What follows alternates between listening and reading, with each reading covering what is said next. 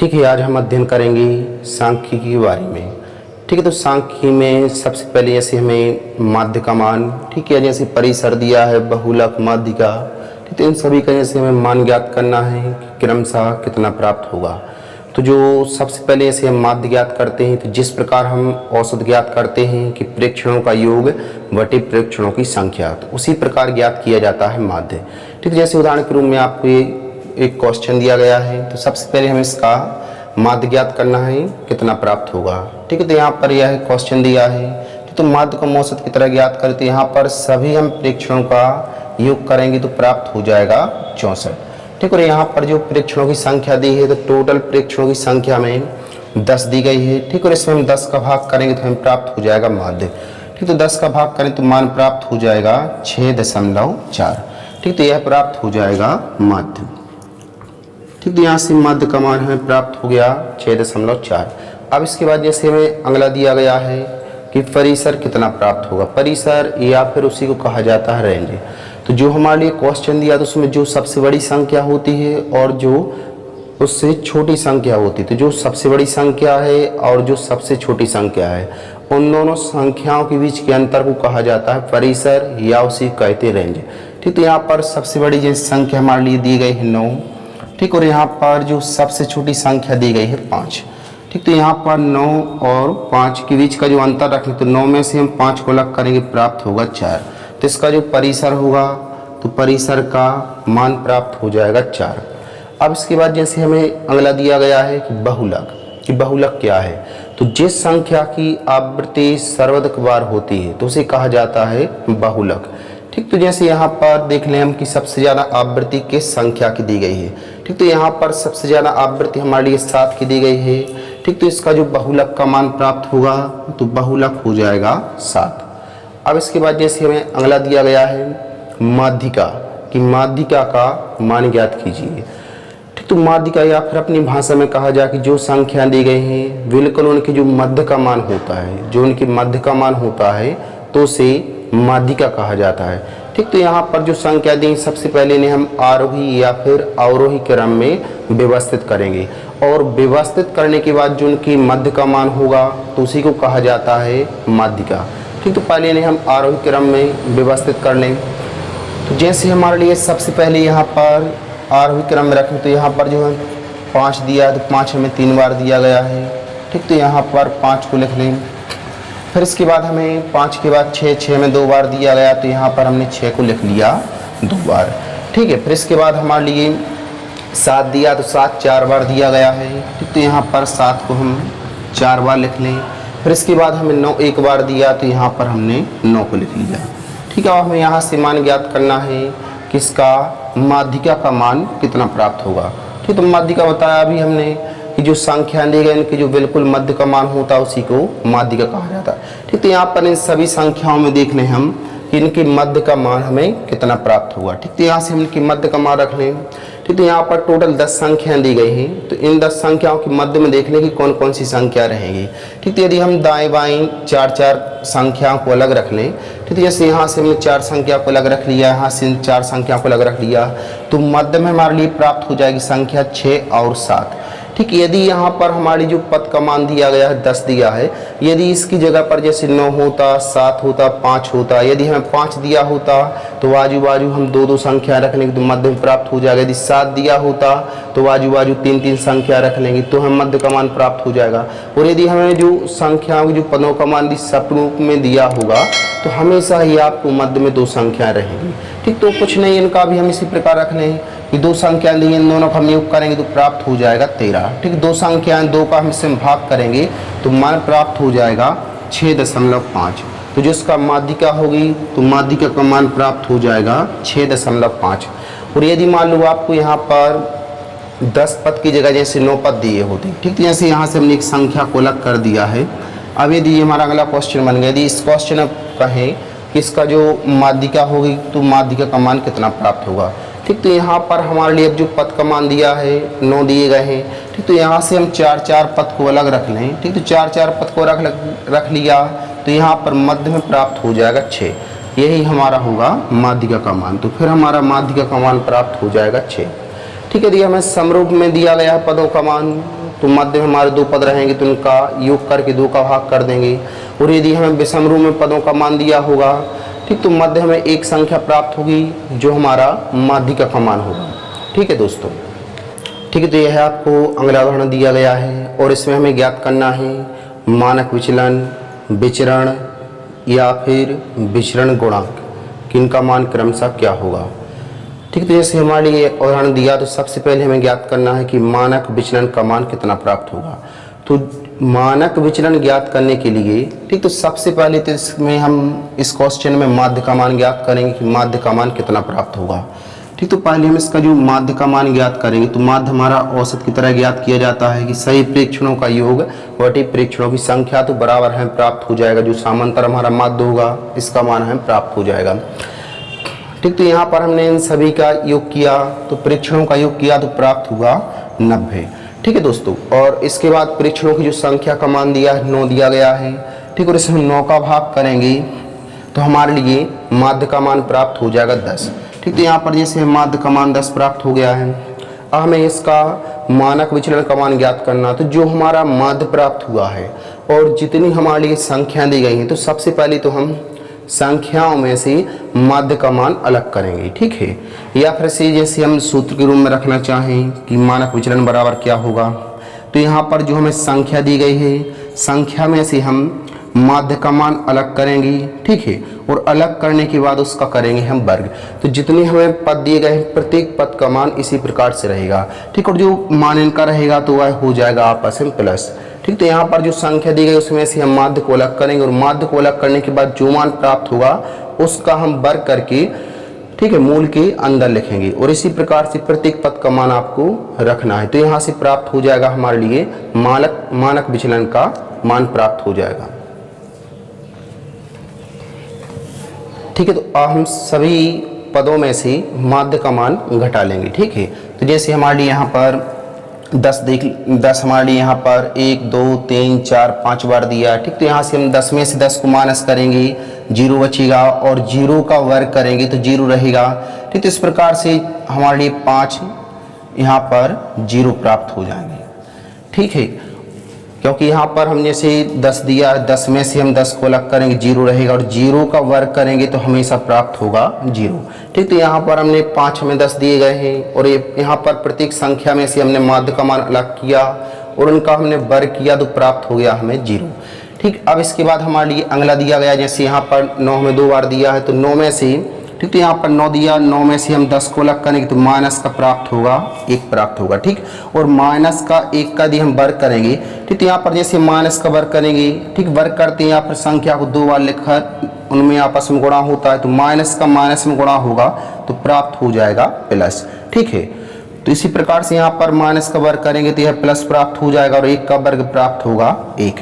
ठीक, और यदि हम इसे ब्रैकेट के बाहर रखें तो यहाँ पर प्लस होगा। ठीक, क्योंकि संख्याओं को आपस में जोड़ना है तो प्लस जब ब्रैकेट से बाहर निकलेगा तो प्लस में जब प्लस का गुणा होता है तो बराबर प्राप्त हो जाएगा प्लस। ठीक है, तो यहाँ पर मान प्राप्त हो जाएगा। तो यहाँ पर हमने 9 में से 10 को अलग किया तो माइनस का 1 प्राप्त हुआ, माइनस 1 का हमने वर्ग किया तो प्लस 1 प्राप्त हुआ। ठीक है, और इसका जब हम ब्रैकेट से बाहर रखें तो संख्याओं का आपस में गुणा होगा तो प्लस प्लस हो जाएगा प्लस। ठीक, यहाँ पर प्राप्त हो जाएगा 1। इसी प्रकार से हमें 1 9 और दिया गया तो इसमें से भी हम 10 को अलग करते ही मान प्राप्त होगा तो इसका मान ही प्राप्त हो जाएगा 1। ठीक, अब इसके बाद हमें अगला संख्या का मान 11 दिया, 11 हमें 2 बार दिया गया है तो 11 में से हम 10 को अलग करेंगे तो यहाँ पर प्लस का प्राप्त होगा 1। ठीक, और इस प्लस 1 का हम वर्ग करेंगे तो 1 ही प्राप्त होगा। ठीक, और इसका मान बाहर रखें तो यह हो जाएगा 1।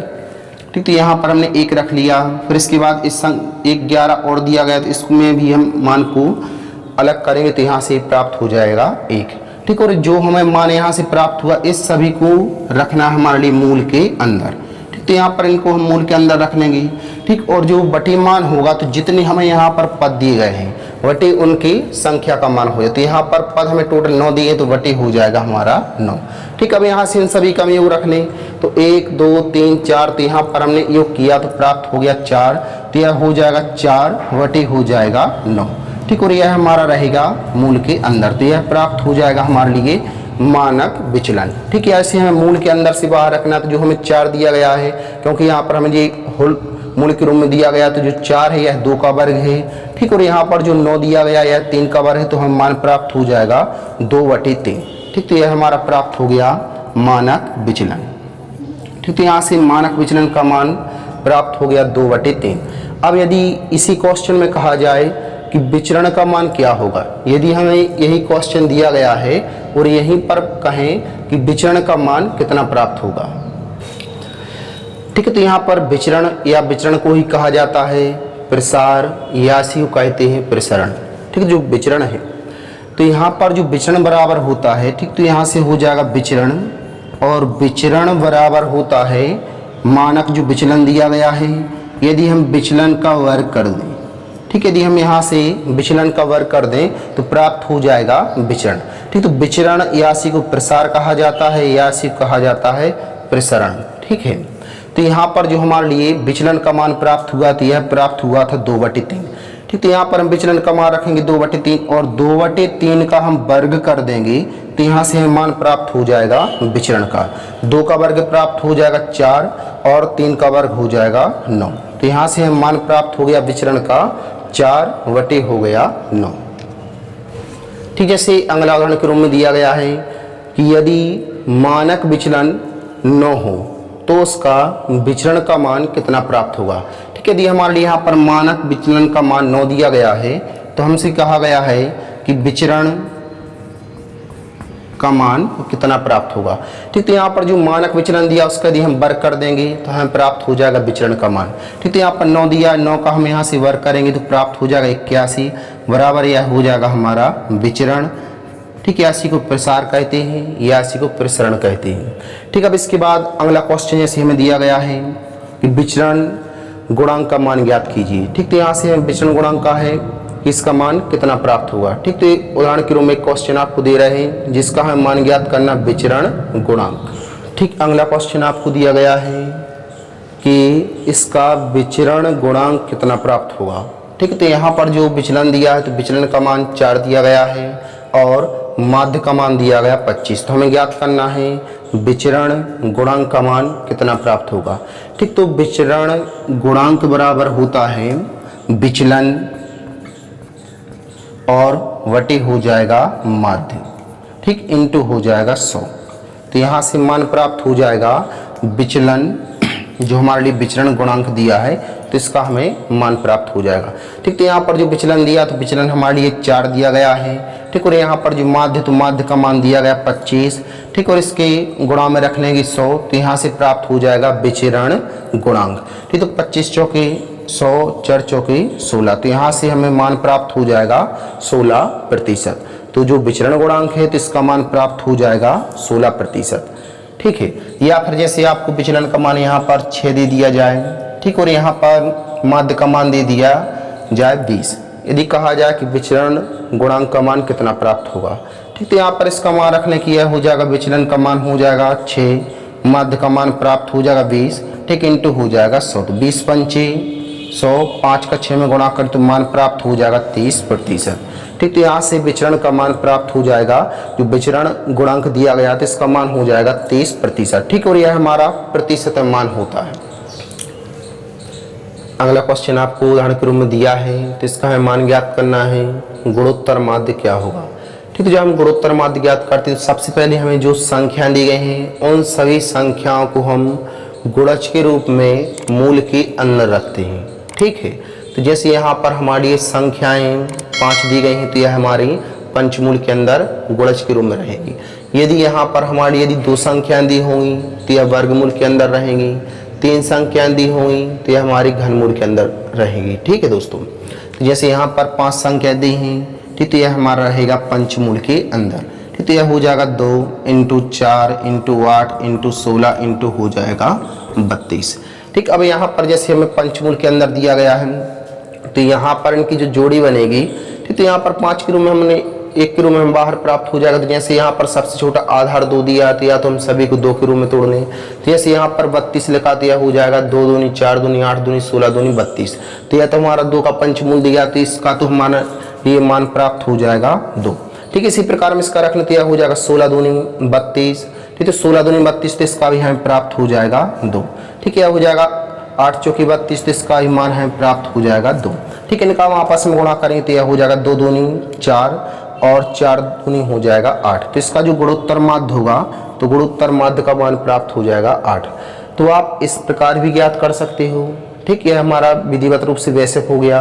और यदि जब आपको डायरेक्ट इनके मान ज्ञात करने, जब आपको संख्या गुणज के रूप में दी गई हों और यदि इनका हमें डायरेक्ट मान ज्ञात करना है गुणोत्तर माध्य क्या होगा, तो आप उसे डायरेक्ट भी कर सकते हो। ठीक, जैसे हम इस क्वेश्चन को देख लें तो जैसे यहाँ पर प्रथम पद का मान 2 दिया है और अंतिम पद का मान दिया गया 32, तो इसे भी हम मूल के अंदर रख लेते हैं। यहाँ पर हम 2 संख्याओं को ले रहे हैं तो वह हमारा वर्गमूल के अंदर रहेगा। ठीक, तो यह हो जाएगा हमारा 2 इंटू हो जाएगा 32। ठीक, यहाँ पर इनका आपस में गुणा करें तो 16 जो हमारा 32 दिया, 32 का 2 में गुणा होगा तो 32 दूनी हो जाएगा 64। ठीक है, हमारा मूल के अंदर रहेगा। और जो 64 है किसका वर्ग है, 8 का वर्ग है, तो इसका आंसर हो जाएगा 8। तो चाहे आप सभी का मान रख के ज्ञात कर लो या फिर अंतिम और प्रथम पद को लेकर मान ज्ञात कर लो, लेकिन यह विधि कब लगेगी, जब आपको संख्या गुणज के रूप में दी होगी। ठीक, जैसे अगला एक उदाहरण के रूप में और दे रहा है क्वेश्चन, जैसे आपको दिया गया है 3, 9, 27, इसका गुणोत्तर माध्य कितना प्राप्त होगा। ठीक, तो यहाँ पर 3 संख्याएं दी गई हैं, तो या तो इनका हम प्रथम और अंतिम पद के रूप में रख सकते हैं। ठीक, या फिर तीनों संख्याओं को रख के देख लें यहाँ से। ठीक, तो यहाँ पर हमें 3 संख्याएं दी गई तो यह हो जाएगा हमारा घनमूल के अंदर हो जाएगा। ठीक, तो यह हो जाएगा 3, 9 इंटू हो जाएगा 27। ठीक, अब जैसे यहाँ पर मान रखें तो जो 27 दिया है 3 का घन है तो बाहर 3 प्राप्त हो जाएगा। ठीक, इनका आपस में गुणा करें 9 3 27 दिया भी 3 का घन हो जाएगा तो बाहर प्राप्त हो जाएगा 3 इंटू 3। इन दोनों का आपस में गुणा करें तो प्राप्त हो जाएगा 3 त्रिका हो जाएगा 9। ठीक, तो इस प्रकार भी ज्ञात कर लिए। या फिर हम प्रथम और अंतिम पद को मान रख के करें तो जैसे यहाँ पर प्रथम पद का मान हमें 3 दिया गया है और अंतिम पद का मान दिया गया 27, तो यह हो जाएगा 3 इंटू हो जाएगा 27। और यहाँ पर हमने 2 संख्याओं को लिया है तो यह हमारा रहेगा वर्गमूल के अंदर। ठीक, यहाँ से भी ज्ञात कर सकते तो यह हो जाएगा हमारा 27, यह हो जाएगा 81, तो वर्गमूल के अंदर रहेगा मान 81। और जो 81 है किसका वर्ग है, 9 का, तो आंसर प्राप्त हो जाएगा 9। ठीक, तो चाहे आप वैसे कर लो या फिर प्रथम और अंतिम पद को रखकर ज्ञात कर सकते हो मान। ठीक, इसके बाद अगला क्वेश्चन दिया आपको उदाहरण के रूप में, जैसे हमें 2, 3, 4, ठीक, तो इसका हमें ज्ञात करना है कि हरात्मक माध्य का मान कितना प्राप्त होगा। तो जैसे अभी हमने गुणोत्तर माध्य किया था कि वहाँ पर जितनी संख्याएं दी होती थी, ठीक, तो जितनी संख्या होती थी उतना मान हमारा जो संख्याओं का होता था उसे हम मूल के अंदर रखते थे। उसी प्रकार यहाँ पर जब हम हरात्मक माध्य ज्ञात करेंगे तो यहाँ पर जितनी संख्याएं दी हैं तो उन संख्याओं की हम संख्या को लिखेंगे और यहाँ पर जो संख्याएं हैं तो यह इस संख्या के वट्टे में विलोम अनुपात में रहती हैं। ठीक, तो यदि हम विलोम अनुपात में रखेंगे तो यह हो जाएगा 1/2, ठीक, प्लस हो जाएगा 1/3 हो जाएगा प्लस 1/4। ठीक, तो इसे सॉल्व करने के बाद आपको प्राप्त हो जाएगा हरात्मक माध्य। ठीक, जैसे भिन्न को जब हम सॉल्व करते हैं प्लस या माइनस, सबसे पहले तो यहाँ पर हर का हम एलसीएम लेंगे 2, 3, 4, 2, 3, 4 का एलसीएम लेंगे तो प्राप्त हो जाएगा 12। ठीक, इस समय हम 2 का भाग करेंगे 6 प्राप्त होगा, 6 का 1 में गुणा होगा तो हो जाएगा 6 एकम 6। फिर इसके बाद हम 3 का भाग करेंगे तो प्राप्त होगा 3 चौकी 12, 4 का 1 में गुणा करेंगे प्राप्त हो जाएगा 4। फिर इसके बाद 4 का से हम भाग करेंगे 4 3 12। ठीक, इसके बाद 3 प्राप्त हुआ, 3 का 1 में गुणा करेंगे प्राप्त हो जाएगा 3। ठीक, हमारे लिए यहाँ पर 3 दिया तो यह हो जाएगा 3। ठीक, इन सभी का यदि हम ये रखें तो 6 4 10 और 3 प्राप्त हो जाएगा 13, तो यह हो जाएगा 3 और सबके वटी में हो जाएगा 13 वटी हो जाएगा 12। ठीक, यह हमारा यहाँ पर भाग करने में लग जाएगा कि ए सबके वटी में दिया गया b/c, तो यहाँ से c जो रहता है तो यह पहुँच जाएगा हमारा a के गुणा में। ठीक, तो इनका आपस में गुणा होगा तो यह हो जाएगा 12, तो यह हो जाएगा यहाँ से 36, तो मान प्राप्त हो जाएगा 36 वटी हो जाएगा 13, तो यह हमारा आंसर हो जाएगा हरात्मक माध्य का। ठीक, तो यह भिन्न के रूप में दिया गया है। यदि आपको इसी क्वेश्चन को मिश्र भिन्न के रूप में बनाना है तो यह हो जाएगा 13 दूनी 26, 26 को हम 36 में से अलग करेंगे तो प्राप्त होगा 10 वटी हो जाएगा 13, तो यह मिश्र भिन्न हमारा आंसर आ जाएगा 2 सही 10/13। ठीक, और यदि दशमलव भिन्न बनाना है तो यहाँ से हम और भाग कर सकते हैं। ठीक, कि 10 में भाग नहीं जाएगा तो यह हो जाएगा हमारा दशमलव, तो यहाँ पर 0 आ जाएगा, 13 7 हो जाएगा 91, 91 को अलग करेंगे भिन्नो बचेगा। ठीक, तो आप इस प्रकार से दशमलव भिन्न में भी आप इसे परिवर्तित कर सकते हो। ठीक, फिर यह हमारा ऑप्शन पर निर्भर रहता है कि आपको भिन्न में दिया गया है, मिश्र भिन्न में दिया है, दशमलव भिन्न में दिया है, तो यह ऑप्शन पर निर्भर होता है। ठीक है दोस्तों।